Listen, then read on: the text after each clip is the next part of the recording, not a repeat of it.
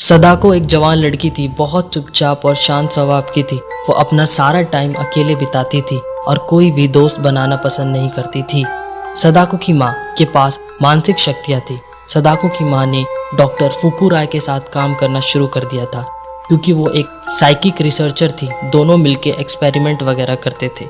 Doctor ने जल्दी एक एक्सपेरिमेंट पब्लिश कर दी, जिसकी वजह से उन दोनों को बहुत क्रिटिसाइज किया गया। दूसरे साइंटिस्ट और लोगों ने सदाको की माँ को फ्रॉड बना दिया। इन सब से सदाको की माँ डिप्रेशन में आ गई और सुसाइड कर लिया। सदाको इन सब घटनाओं से परेशान हो गई और अपने पापा के साथ रिमोट आइलैंड में शिफ्ट हो गई। जैसे जैसे वो बड़ी हुई, उसके पास भी वही शक्तियाँ दिखने लगी जो उसकी माँ में थी।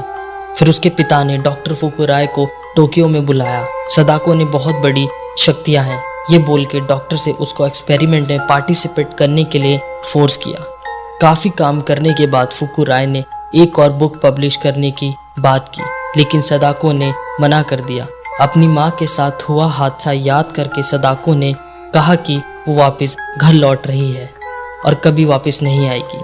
उसके बाद असल में क्या हुआ ये कोई नहीं जानता। कुछ लोग बोलते हैं कि डॉक्टर गुस्से में आके सदाको को कुएं में फेंक दिया और उसका दरवाज़ा पत्थर से बंद कर दिया, और कभी इसके बारे में कोई बात नहीं कही गई है जब तक सदाको मरी नहीं थी।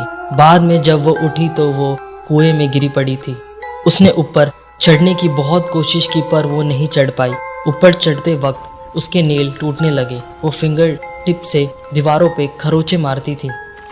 वो 7 दिन तक जिंदा रही कुएं में। जब वो अपनी आखिरी सांस ले रही थी, उसके दिल में बहुत ही ज़्यादा नफरत भरी हुई थी। उसने कसम खाई कि वो दुनिया बदला लेगी धोखा खाने का।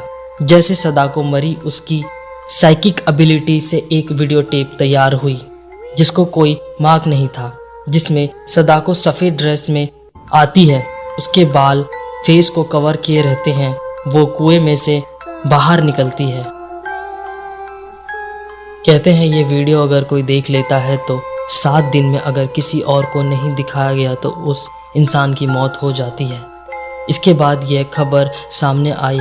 उस वीडियो टेप की वजह से लोगों की मौत होना शुरू हो गई, जिसके बाद जापान के गवर्नमेंट ने यह वीडियो हर जगह से बैन कर दिया। इसके ऊपर 1998 में रिंग नाम की मूवी बनी थी और 2017 में हॉलीवुड में द रिंग भी बनी थी। कहते हैं कि वो आज भी कुएं में बदले का इंतज़ार करती है।